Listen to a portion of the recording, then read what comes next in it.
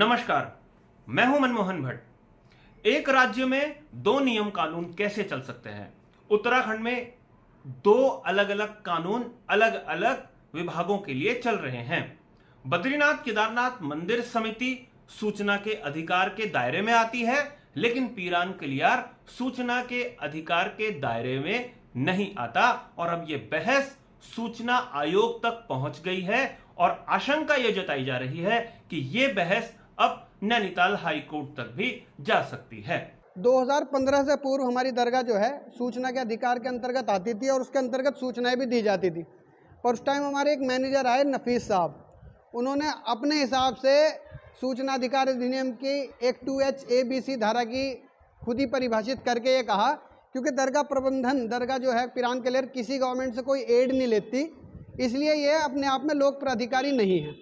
उसके बाद उन्होंने खुद ही अपने जो है लोग वहाँ भेजे सूचना आयोग में और वहाँ से सभी एक्स पार्टी ऑर्डर आए कि दरगाह सूचना अधिकार अधिनियम के अंतर्गत नहीं आती।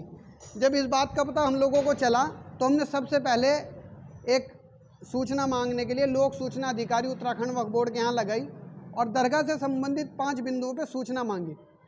उन सूचना को उन्होंने वही रटा रटाया जवाब दिया कि आप जो है सूचना के अधिकार के अंतर्गत आच्छादित नहीं है दरगाह, इसलिए हम आपको सूचना नहीं दे सकते। वास्तव में दानिश सिद्दीकी नाम के एक वकील हैं, इन्होंने सूचना मांगी थी पीरान कलियार में। पीरान कलियार में जो काम होते हैं, जो निविदाएं आती हैं, जो काम कराए जाते हैं, उसकी सूचना सार्वजनिक नहीं है। जब दानिश सिद्दीकी ने सूचना के अधिकार के अंतर्गत पीरान कलियार से सूचना मांगी तो पीरान कलियार की जो प्रबंधन समिति है उसने ये जवाब दिया कि सूचना के अधिकार के अंतर्गत पीरान कलियार नहीं आता। इस बात को लेकर दानिश सिद्दीकी पहुंच गए उत्तराखंड सूचना आयोग में और जो आयुक्त हैं सूचना आयुक्त योगेश भट्ट के सामने यह पूरा का पूरा मामला गया। प्रबंधन समिति लगातार अपनी शब्दावलियों के कारण भी चर्चाओं में रही है, जो जवाब उसने आयोग को दिए हैं। आश्चर्य तो यह है कि एक शिक्षक जो उत्तराखंड राज्य के शिक्षक हैं उसको प्रबंधक बनाया गया है पीरान कलियार का, और कई परिस्थितियों में जो प्रशासनिक अधिकारी होते हैं उनके जिम्मे ये पीरान कलियार का पूरा क्षेत्र आ जाता है।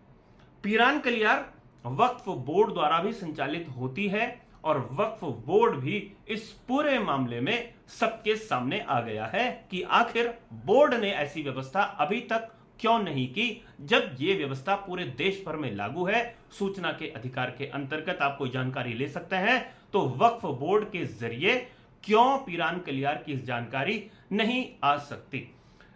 उत्तराखंड सूचना आयोग के आयुक्त योगेश भट्ट ने एक अंतरिम आदेश जारी किया और उन्होंने उत्तराखंड वक्फ बोर्ड को निर्देशित किया कि पीरान कलियार से संबंधित सारी सूचनाएं उपलब्ध होनी चाहिए सूचना के अधिकार के अंतर्गत। इसके बाद एक आदेश, ये अंतरिम आदेश था सूचना आयोग का, एक आदेश वक्फ बोर्ड की तरफ से जारी होता है, एक नोटिफिकेशन जारी होता है। अखबारों में उसके बड़े बड़े नोटिफिकेशन विज्ञापन छपते हैं जिसमें निर्देशित किया जाता है कि पीरान कलियार को सूचना उपलब्ध करानी होगी। जो कोई भी व्यक्ति सूचना लेना चाहे पीरान कलियार की गतिविधियों के संदर्भ में। अब यहां पर एक ट्विस्ट आता है, एक यहां पर आती है समस्या कि जब वक्फ बोर्ड ने आदेशित कर दिया है तो मामला तो सुलट गया है, लेकिन अब यहीं से असली कहानी शुरू होती है। आशंका यह जताई जा रही है कि अब इस पूरे प्रकरण को लेकर नैनीताल हाई कोर्ट का रुख किया जा सकता है। वास्तव में उत्तराखंड सूचना आयोग के फैसले को या अंतरिम आदेश को नैनीताल हाई कोर्ट में चुनौती नहीं दी जा सकती। कानून के जानकार इस बात को कहते हैं और समझते भी हैं, लेकिन सरकार के फैसले को नैनीताल हाई कोर्ट में चुनौती दी जा सकती है। नैनीताल हाई कोर्ट में जाने के लिए एक ग्राउंड चाहिए होता है। उत्तराखंड सूचना आयोग ने वक्फ बोर्ड को निर्देशित किया। उत्तराखंड वक्फ बोर्ड के नोटिफिकेशन के बाद उत्तराखंड वक्फ बोर्ड के फैसले के खिलाफ नैनीताल हाई कोर्ट जाने की तैयारी कई लोग कर रहे हैं और इसका खुलासा खुद दानिश सिद्दीकी ने भी एक प्रेस कॉन्फ्रेंस के जरिए किया। आप इस बयान को सुनिए और उसके बाद अंदाजा लगाइए मामला कितना गंभीर है। दरगाह में प्रबंधक महोदय को लोक सूचना अधिकारी नियुक्त कर दिया।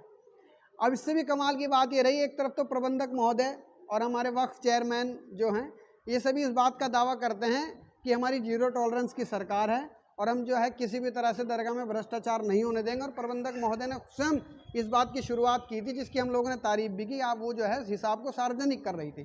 तो जब आप स्वयं हिसाब को सार्वजनिक करना चाहते हो और आयोग ने आपका रास्ता आसान कर दिया सूचना के अधिकार के अंतर्गत लेके, लेकिन मुझे किसी अन्य सोर्सेज से ये पता चला कि वो जो है हाई कोर्ट जाने की तैयारी इसके संबंध में कर रहे हैं।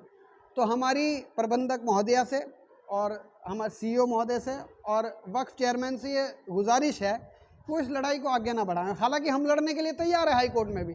वास्तव में उत्तराखंड में वक्फ बोर्ड की बेशकीमती जमीनें हैं। उन जमीनों का हिसाब किसी के पास नहीं है। कई मज़ारे जो हैं पीरान कलियार जैसी, वो क्या क्या काम करती हैं इसकी सूचना किसी जानकार को अगर चाहिए, किसी पब्लिक के व्यक्ति को चाहिए, तो वो सूचना आसानी से नहीं मिलती। और यहीं से सवाल शुरू होता है कि जब बद्रीनाथ केदारनाथ मंदिर समिति से कोई भी सूचना आसानी से मांगी जा सकती है, तो पीरान कलियार से, वक्फ बोर्ड से क्यों यह सूचना नहीं मिल सकती?